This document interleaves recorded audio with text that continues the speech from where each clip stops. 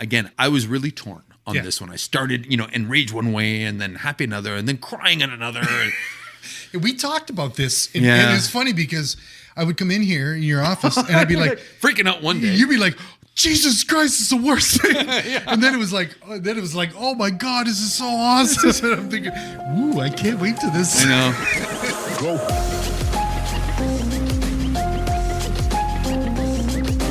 You're listening to The Angry Designer, where we cut through the industry bull to help frustrated graphic designers survive and thrive.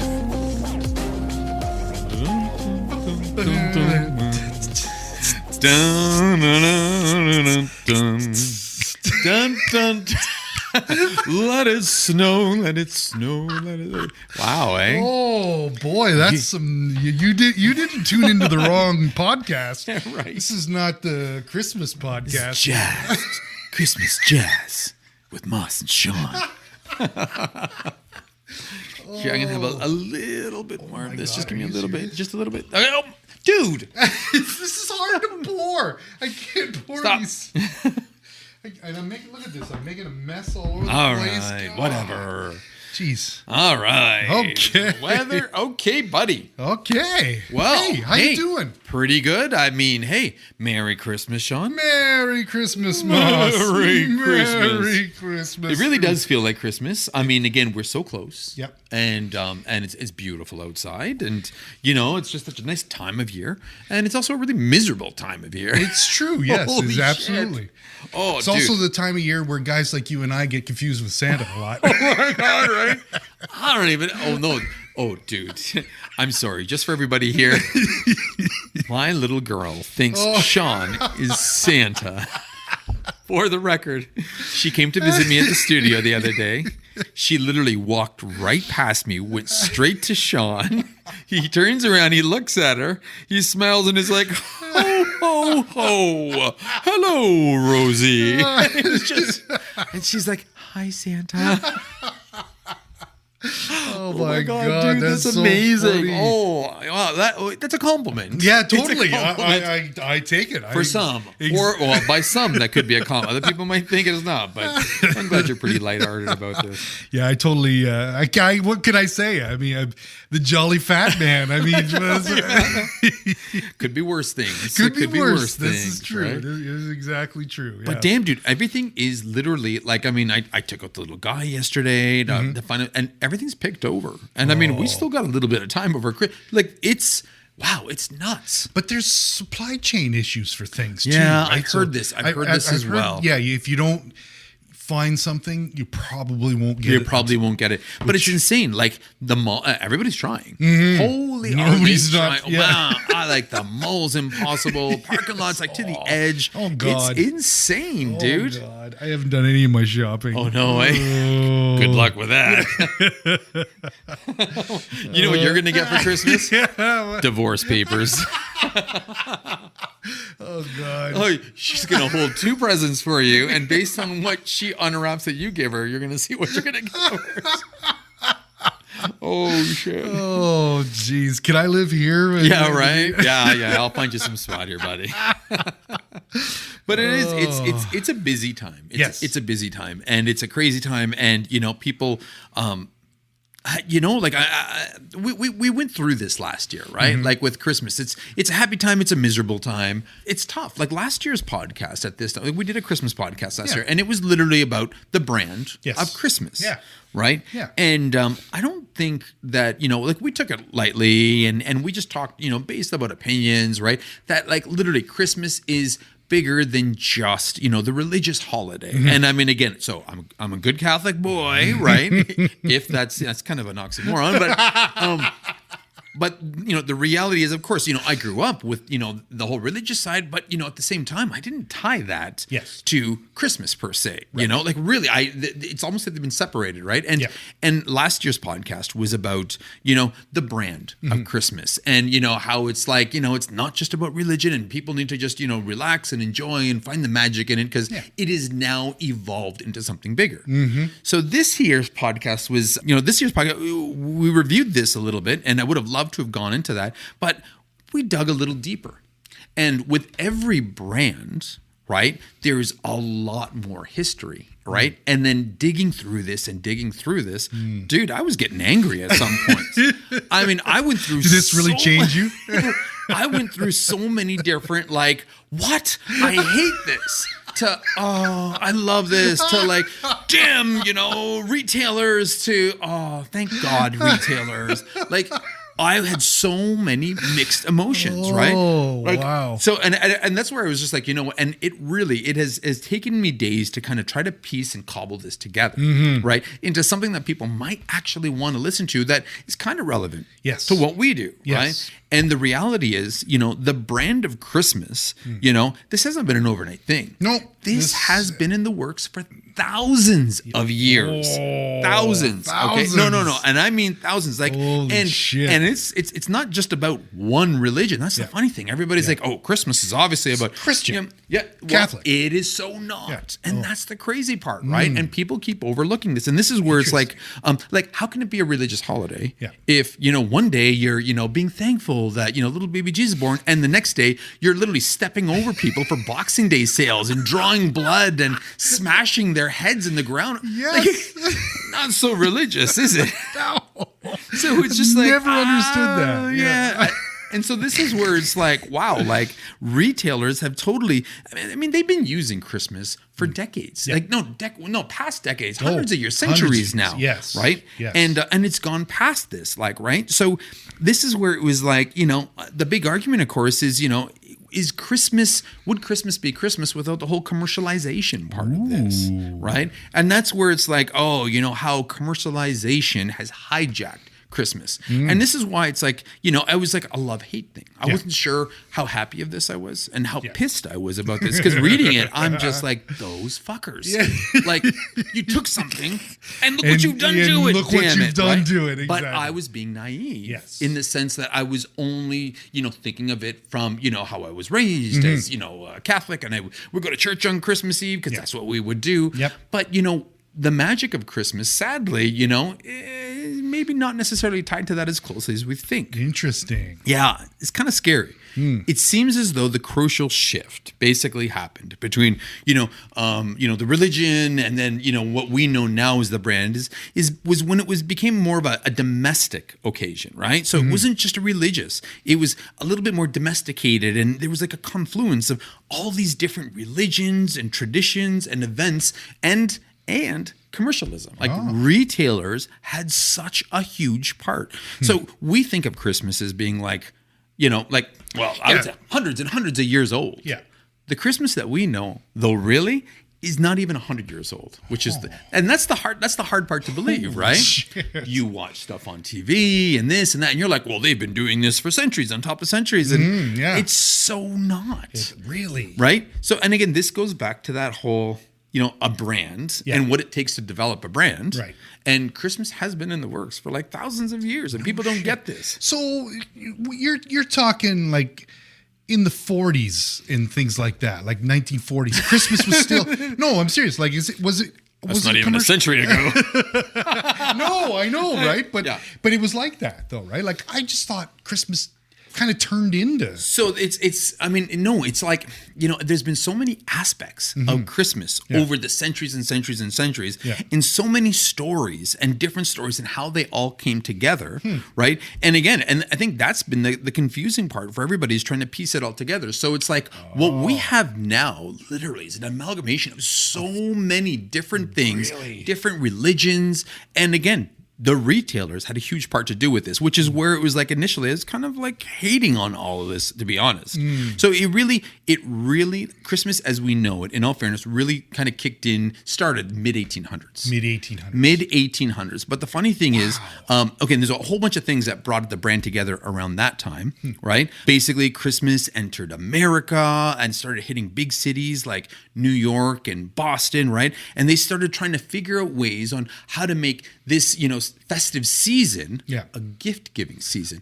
And it was the retailers. So, you start thinking. So wait a minute. So it was a festive season first, but then it was 100%. Somebody decided, hey, you know what? We can make some money doing this. So the funny thing, it was a festive season that involved a lot of drinking, a lot of drunkenness. That's the Christmas I can right? get behind. Right? Well, and people were really offended by this, and, Really? they didn't want to give gifts over something like this. Oh. Believe it or not, I know, right? They were like, no, that's not a good. They were actually giving gifts on New Year's. It was tradition to give gifts on New Year's. No shit. Yeah, which is kind of crazy, right? Wow. Yeah, like the Christians, their whole Christmas idea was very quiet and tame. Really? But there was this big. Yeah, actually, if I'm not mistaken, I think it was like in the 1700s in Massachusetts. Yeah. Christmas was actually banned for a few years.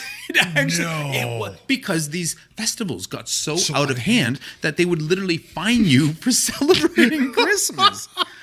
So, like, again, insane. But the Christmas we know, like I said, was more like the mid 1800s, right? Yeah.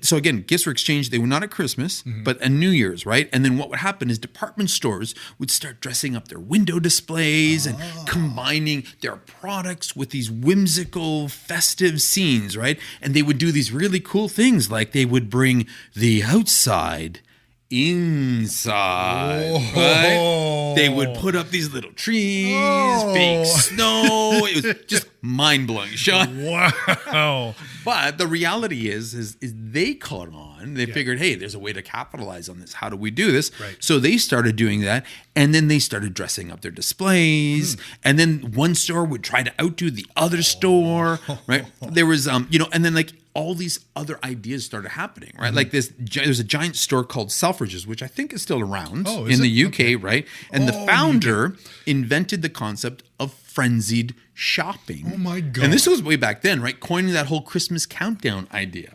Are you talking like the 18? Yeah. Oh, 18? dude, so many crazy, but I mean, it was all about like just driving. Like it was the retailers that kept driving this shit over and over.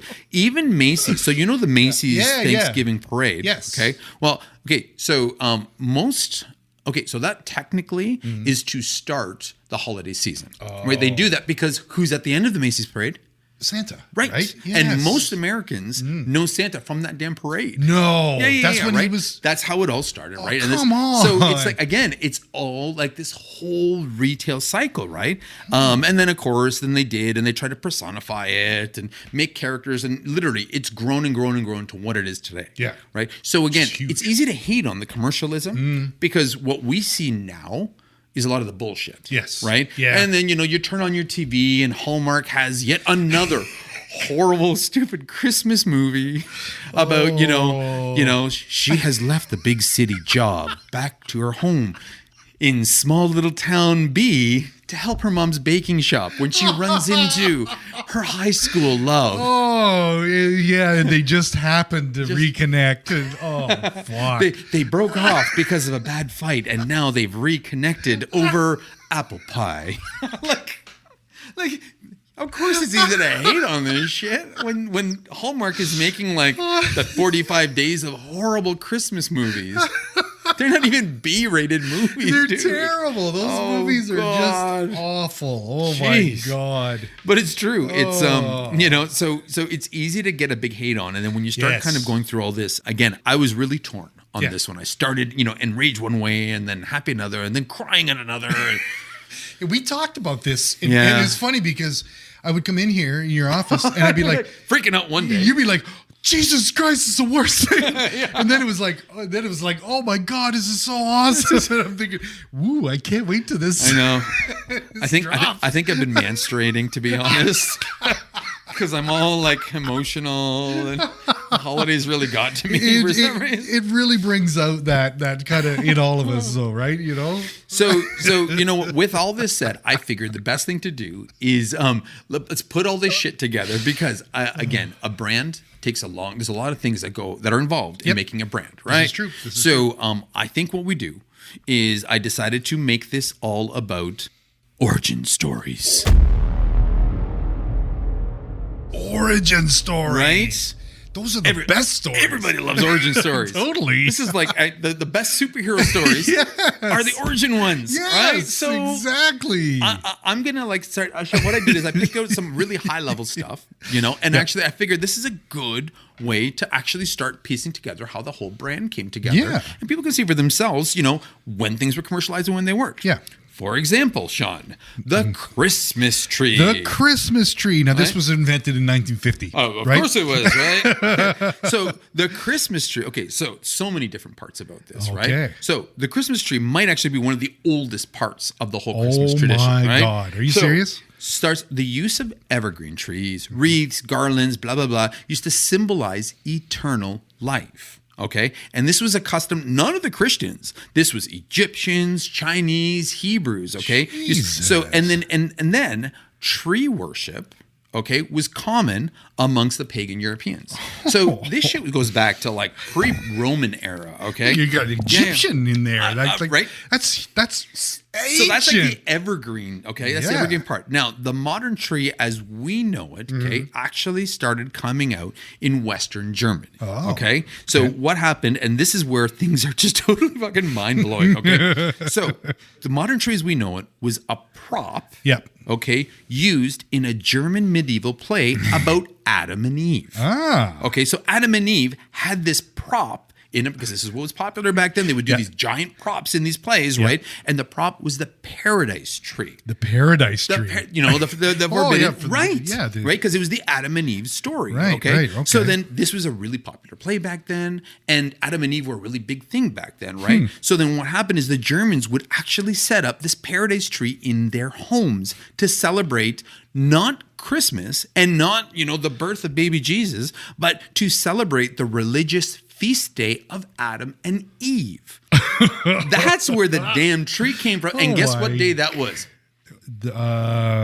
December 24th. No way. So again, how ironic. Christmas Eve, now that we know, was actually the Adam and Eve, their festive day that would be celebrated on December 24th. Holy shit. Right? So how fucked up is that? Yeah. So nothing to do with what we know now, okay? Yeah. So then they would hang little wafers on it, which then got replaced by cookies and then candles, and then they started decorating this, right? And then at the same time where this tree was, happening, this Adam and Eve tree, okay, the prop that, to symbolize this festive day or whatever, right? They also it was common to have this little Christmas pyramid in their home. And it was like this little wooden, pyramid that they would have their little decorative figurines on it, if you can believe that, right? Is this like an Egyptian thing? I don't know. Was it? That might have been a Christian thing, actually, right? Okay. And it was decorated with little evergreens and candles, and it had a little star on it. I think the Christmas pyramid was more to celebrate that whole story about, baby Jesus, the star, and all that, right? Okay. So what happened then is slowly over time, those two stories started merging, and people are like, fuck it, let's just put them both into one story, right? So this took centuries and centuries. And this went on to become deep-rooted German tradition, which was crazy, okay? So now, how was this introduced to England, right? Because again, we're talking Germany, right? How did this get over to England? Right. Well, German Prince Albert. Prince Albert. Married English Queen Victoria.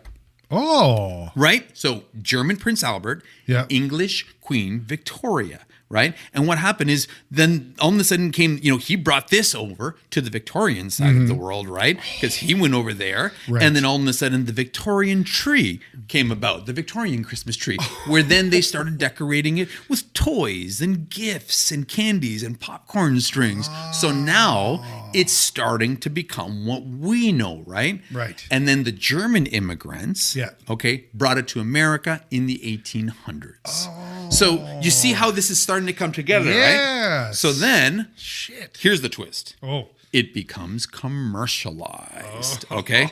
So now, of course, retailers, manufacturers start seeing a potential profit here. They're like, holy shit, there's money to be made here, right? So then they started making glass-blown ornaments, and they were selling this shit in Britain and the U.S. as early as the 1870s, okay? And then all of a sudden, they were always producing little workshops, and people, were also creating decorations made from tinsel and lead and beads and processed paper and cotton. Anyway, needless to say, in 1890, F.W. Woolworth was selling over $25 million in ornaments. Come on. Commercialism. What time? Boom. What year did you say that was? 1890, dude. 1890s. So $25 million? That was like $1 billion. That would have had to be a That's billion. right. Serious. That, So- in today's money, that would be. So again, commercialism Holy. took that shit to another level, right? Wow. So that is how the birth of the Christmas tree, as we know it, Yeah. came about. So yeah, it was pretty cool, and it was pretty good at what England had, but again, it was Yeah. slow moving. Yeah. Commercialism took over, and Yeah. boom, And then- that shit was huge. And they ramped it up to Boy, did they ramp it up, and they invented tinsel. tinsel. Remember that? Yeah, we carved yeah. that shit last year. We did.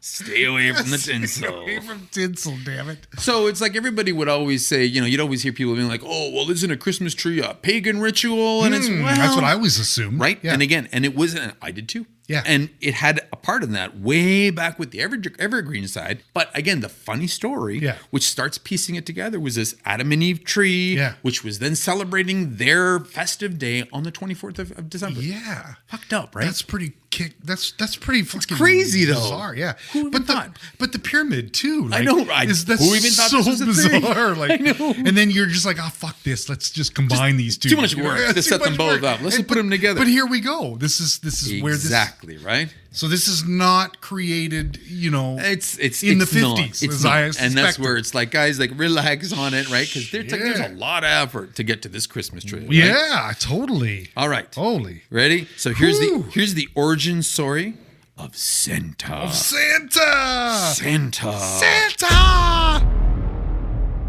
So everybody knows Santa. Yep. Okay. And everybody has heard of Saint Nicholas. Okay. But nobody really knows, isn't he the same person? Is he not?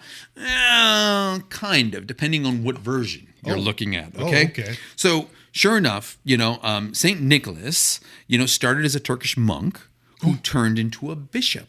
Okay. And he was a bishop named Saint Nicholas in about 300 AD. Holy so this guy, shit. literally, right? Like we're talking like way before Jesus. thousands of it. No, after. Oh, after 80. 80. Sorry, Yeah, not yeah. BC. But I mean, he was a legit dude, Yeah. right? And he was admired for his giving and his kindness, right? And he started becoming like legend, right? Wow. Because he would like travel the countryside and giving away all this wealth that he inherited, on. right? So this was this bishop, Saint Nicholas. Okay, so back then, so again, popularity spread, and he started becoming, this protector of children, right? Because he was genuinely a really good person. He was giving it, and that's what the legend was, Yeah, right? yeah. And people held on to this shit for years and years and centuries, right? They would celebrate his feast day, which was the anniversary of his death, right? Mm-hmm. But on December 6th. Okay, so key point, right? Yeah. So people would celebrate, his feast day, December 6th, and this would happen all over the world. Okay, but it wasn't anything big until it hit America. Okay? okay. So at the end of the 18th century in New York, a newspaper published, and this is 1773. Okay, so the late 1773. and near the end of the 18th century, that Jesus. they would find these Dutch people, coming together and celebrating this feast day. Yeah. Of this Saint Nicholas, okay? His name was, so Saint Nicholas, and it evolved from his, Dutch nickname, which was Sinterklaas. Sinterklaas. Sinterklaas, okay? I love it. Which was a shortened form of Saint Nicholas, okay? yeah. So this is, and the paper actually wrote about it 2 years ago, and they thought this was peculiar. What is going on? These people are celebrating. Who is this person? Who is okay? Sinterklaas? So who is Sinterklaas? Okay? So then all of a sudden, boom. Commercialization hits, okay? And then Sinterklaas, who was this great person, started, changing up. So initially, people, they didn't want to give up this guy's awesome, warm, gift-giving nature, Yes. right? This is a beautiful thing. That's the best part of It is. Santa. Someone really. going around doing something. It was so the warm. The kids. stores were good to get. But there was some religious connotation to it, right? Which is why people were hesitant to adopt it. They were like, oh, it's St. Nicholas. That's a Christian or a Catholic thing. I don't, Right. I'm Protestant Yeah, or this I or don't- that yeah, I or agree. whatever it was, Yeah, right? yeah. So they were hesitant. So guess what? Guess who had a rebrand?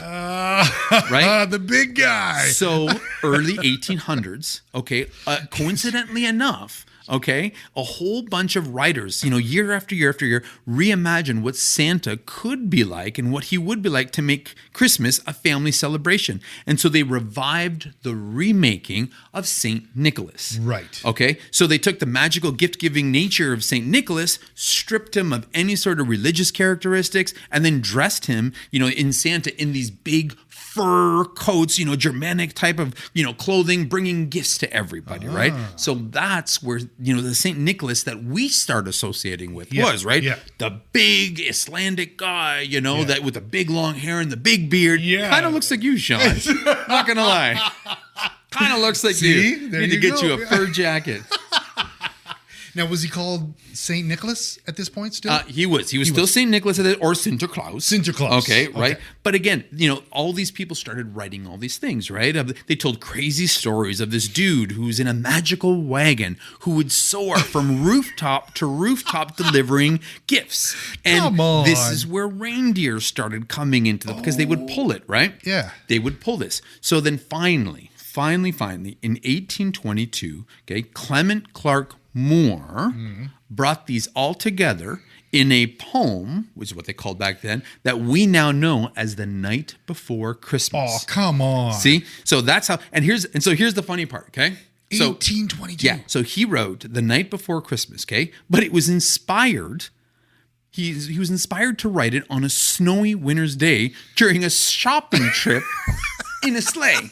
So it was, in fact, Christmas shopping that inspired this. Inspired him to do this. So it's just like, Capitalism wins right? again. Yeah. So again, I'm happy in 1 second, and I'm like, oh, fuck. So his inspiration for his version of St. Nicholas was a local Dutch handyman that he knew, as well as the historic St. Nicholas. So then this whole concept of gift giving was a really big part, it just kind of went from there, right? The gift giving became part of the whole shopping experience. Department stores, of course, were going to jump all over this shit, right? Big time. All of a sudden, Santa was used everywhere. From his description, right? People started being like, hey, let's use him. Because this poem just spread like wildfire. Yeah. Okay. So, his jolly old face started becoming everywhere. And by the 1840s, newspapers are actually printing separate holiday sections, which were just to be, just to show the newly inspired Santa Claus. Yeah. Right. That everybody would start seeing. Wow. And then so much so that, and it became so popular. Okay, that in 1841, there was a store in Philadelphia that actually built a life-size Santa statue on display. And again, we're not talking like a giant, it's just life-size. Yeah. So it's 6 feet tall, maybe at the most, right? Like a regular man. And it drew thousands and thousands of kids to their store. Oh my so they were God. like, shit, dude, we're on to something here, okay? They just came like crazy. So then, so again, it worked. Yeah. Shit worked. Jeez. And they keep going and going and going. But here's the final kicker. The Santa icon that we now know and love. The big jolly guy in the red suit. Yep, in the red all suit. The fur, right? With the big cheeks. And, the big red nose, right? Yeah. Again, that 100% was accredited to Coca-Cola. I knew it. Right? Yes. 100%. In 1931, they commissioned Harold Sunblom. I'm not even sure how to pronounce it, but needless to say, he was an illustrator, and they basically commissioned him to create the image of Santa Claus for Coca-Cola. Okay, so again, Holy shit, that's so cool. Pure retail. That's where I thought he started. And it's because Coca-Cola is literally the number one brand that promotes Santa, and now you know why. Yeah, it was, because in theory, they kind of own the copyright to the idea. Totally. Thank God they weren't dicks and started and they could have. Can you imagine? They could have. Yeah, they could have done that. But they didn't, right? Yeah. He drew the inspiration from the poem "'Twas the Night Before Christmas." Man. That's Clement, right? So he literally, the poem was written, and he drew the inspiration from that. So again, it was, they 100% did it originally just to boost winter sales, but then of course with the advertising and everything, it had such a huge reach that Santa Claus became a Christmas icon. Period. So that is how. So again, that's not how he started. Yeah. But the Santa that we knew, 100%. commercialism. Commercialism. Right? Yeah. Kind of a kick in the teeth. But dude, Beautifully inspired by a guy on a shopping trip in a sleigh. See, like, Holy fuck. How do you, it's like, that is crazy. Yeah, it's pretty crazy, dude. But Jesus, I mean. But like, literally the shit that spun from that, Yeah. right? Like Christmas stockings. Oh. Okay, so Christmas stock, the stockings that you Yeah. hang by your fireplace. Yeah. So this is how St. Nicholas kind of affected and had this ripple effect. Yeah. Okay, so the origin story. Origin story. Okay, the origin story of Christmas stockings. Very important to add that. However, okay, so the way the story goes, okay, there was this dude, single father, had 3 daughters. Yeah. Right? But he was poor, right? Because girls are expensive. I can say I have 3 daughters, so I know they're expensive. Needless to say, he was poor. And because he was poor, he didn't have a dowry for these girls. Oh. And back then, this was a big deal because he couldn't sell off his kids. Get rid of them. Yeah. Oh my God. So literally, he couldn't get rid of these poor girls because he didn't have a dowry for them, right? Yeah. And it was wintertime, and then their stockings were wet. Okay, so they hung them by the fireplace to dry because they were wet, right? Well, in the middle of the night, okay, gold and all these like magical presents and everything fell down from the chimney and went into the stockings. And it was told that, it happened to the one girl. The guy was like, wow, that's amazing. Happened to the second girl. Oh my God, that was amazing.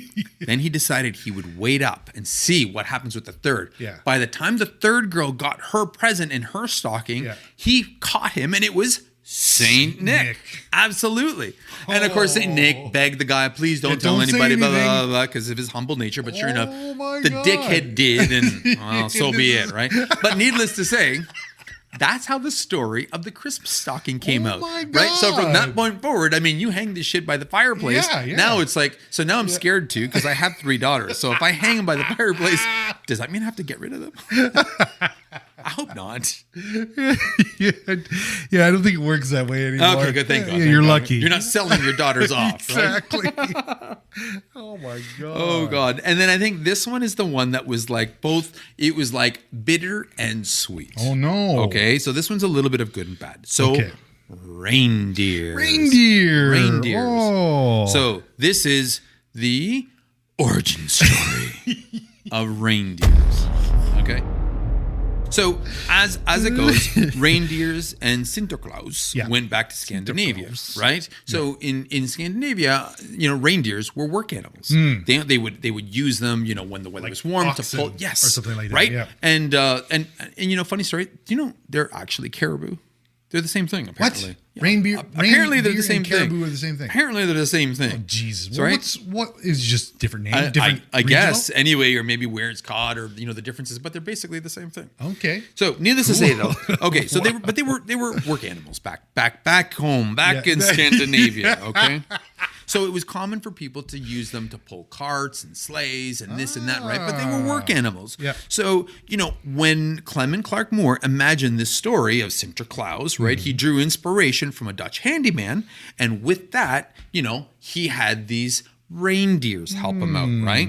And that's where he came up with Dasher and Dancer, Prancer and Vixen, Comet, Cupid, Donner and Blitzen in his story. No way. Okay. So then it was commercialized. Yeah. Okay.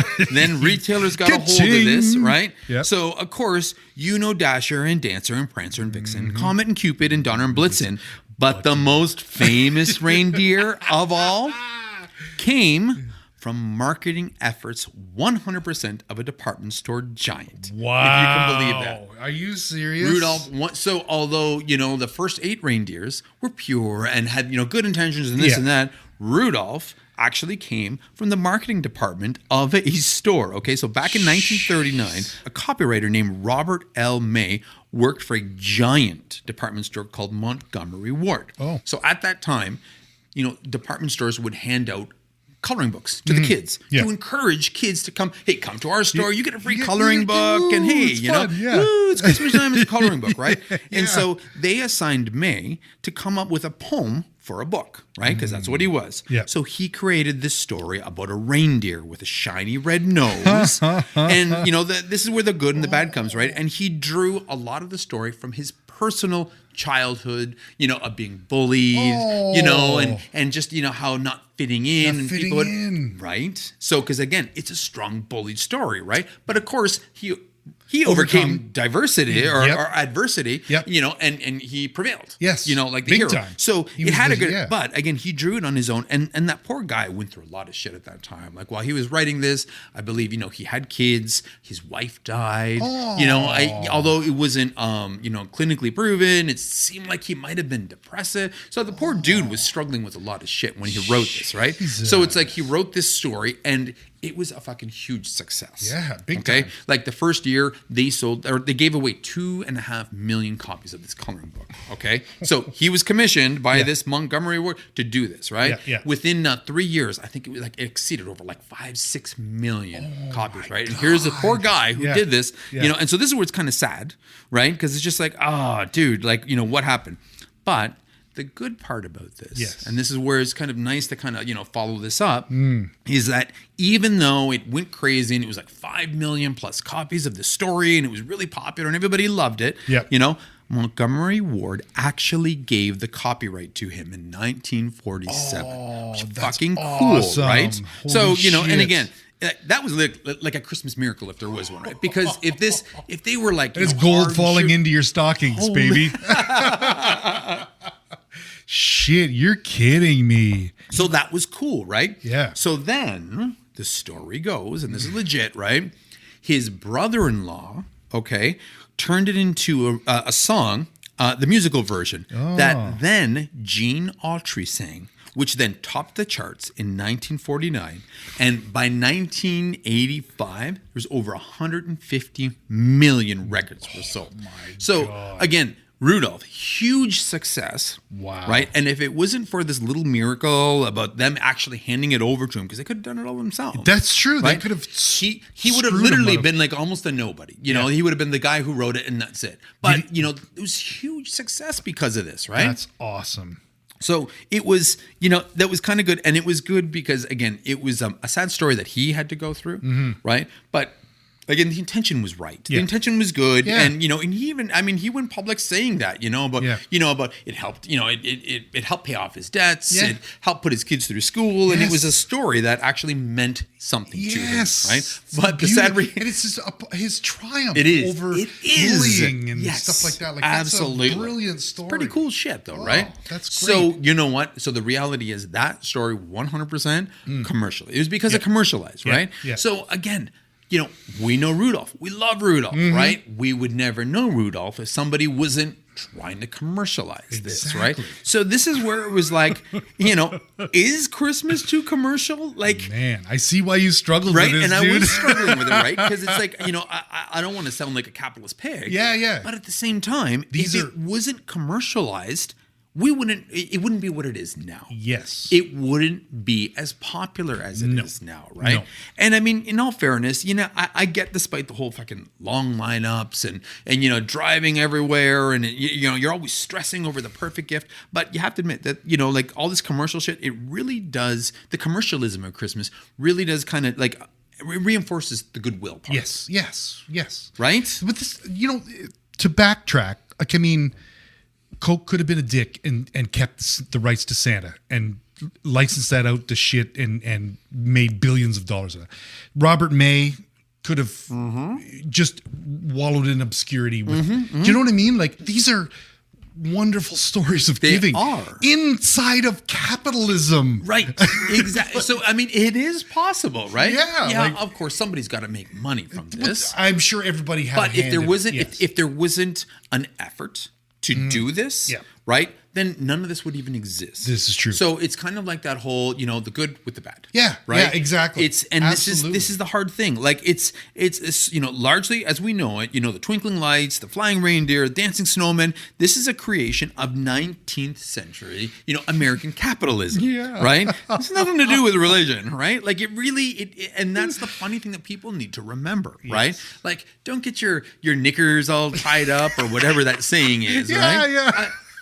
the reality is, whether or not, you have any sort of religious tie to Christmas, it doesn't mean that you can't celebrate Christmas, because the bigger meaning for Christmas is, the warmth, the good feeling, the giving, right? Yeah. Like, Santa, was it 1890, 1880? Salvation Army needed a way to raise money, to get people to give money to them so they can pay for people's feasts at Christmas. And it was literally since then when they started dressing up like Santa. Really? Because it was that image, that visual, that kind of channeled everybody's, like good feelings. Good feelings. And exactly. and Right. helpful spirits. And they're still doing it today. Yeah. Right. They still dress up as Santa and collect. Okay. Ringing Granted, the bell. some of them Yep. shouldn't. But but the reality is it was that made it what it is, right? So there's so much good tied around this. Even that whole Ebenezer Scrooge story, right? In all fairness, that was more like a poke to the rich people, saying, look, you guys, there's more to it than just money and wealth. You're a regular person just as much as Tiny Tim is, or Absolutely. Bob Cratchit, right? And you know what's funny is it's like the outcome of that story actually had people becoming more gift giving. So whether it was out of guilt, whether it was rich shaming, which I think there was quite a bit on that, shaming the rich. It brought out some sort of humanity in them. And unfortunately, maybe it was only one time a year, but it was enough to probably help a lot of people through when it did, right? And if you're going to give, this is the best time of year to do it. Sadly, I mean, you should always feel that way as a human being, but you're right. You're right. No, I mean, that's a whole different thing altogether. It's true. The whole thing is that the brand of Christmas as we know it really, has developed, like all brands. It's a ton of experiences happening together. Yeah. And literally that's what this was all about. It was just a ton of experiences after one after the other that has built this beautiful story. Yeah. That sadly, commercialism took over and boom, but love it or hate it, in the end, I'm pretty happy with it, to be honest. There's some really, really good material in there. Like that, like I said, that Robert May story was that's worth it just for that. Right. Like, I mean, and it pains me to hear that people, turn that story of The Night Before Christmas? No, the Rudolph, as a bullying kind of thing, and it's bad, but it's, I know, it's a good thing. You're right. It is a triumphs over that, because again, it was his personal experiences and how he triumphed. Exactly, because you're right. People were protesting that, and they probably still are. They probably still trying to get it, not knowing the full story. Exactly. The dude was troubled. He went from his past, and he said himself, it was about overcoming this adversity, triumphing. Yeah. He was bullied. Yes. And again, so it was a good story that he was able to share, and for a fact that it makes everybody loves that Rudolph saved the day. He's kind of like a big fuck you to the rest of you guys. Right? It's to use your origin story, it's Tony Stark, or it's Peter Parker, Rudolph's the real superhero. It's December 24th. And a blizzard has whited out the entire world, and only one hero, only one person they could turn to. Bum, bum, bum, bum.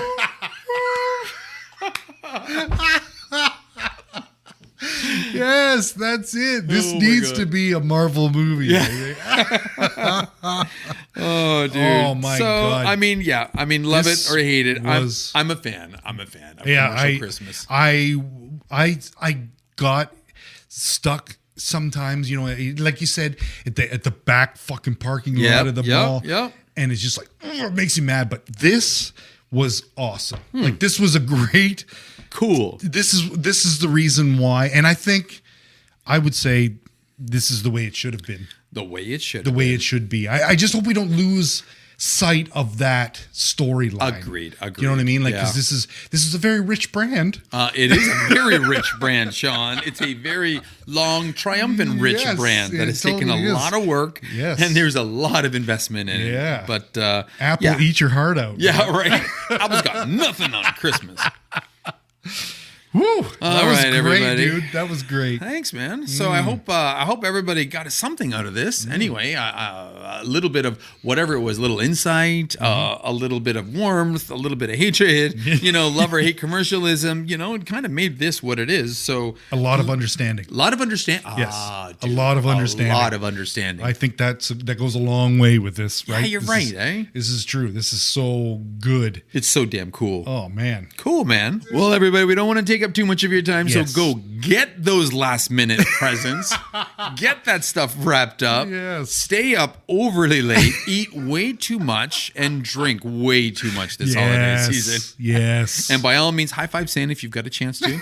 Right? I know we will, for Yeah, sure. he's a right? good guy. Absolutely. He's a good guy. He's a great guy. Wait, high five Santa. High five, Santa. There you go. I have the real Santa right here. That's right. Oh. All right, everyone. I hope you loved what you heard today. Please, by all means, drop us a line, leave us a review. Let us know what you think about this. Share it with some people. And I hope you just got a little bit of morsel of something, Follow us on your favorite podcast show. Visit our website at angrydesigner.com. And please, hit us up on our Instagram, which is the Angry Designer Podcast. I think that's it, dude. I think that's great. That You know was good. what? Yeah. I think I want to wish everybody a very, very Merry Christmas. Yes. Merry Right? Christmas to everybody indeed. This has been a fucking incredible year. Honestly, I think I've enjoyed all these podcasts this year. Yeah, Right? Like yeah. we've done like one every week. This I whole know. damn year. We've done right? pretty good. Wow. There's a lot of commitment going on here. Yeah, that's right. Soon we'll be talking about the weather. I don't know. Hopefully we'll find better topics. Exactly. Yeah, there's always good stuff. Maybe in it's design. about the UX in the weather app that we'll talk about. Okay, that's better. There we go. Nice spin. All right, everybody. My name is Massimo. Yeah, my name's Sean. Have a very Merry Christmas and stay creative. And stay angry. Merry Christmas. Peace. Go.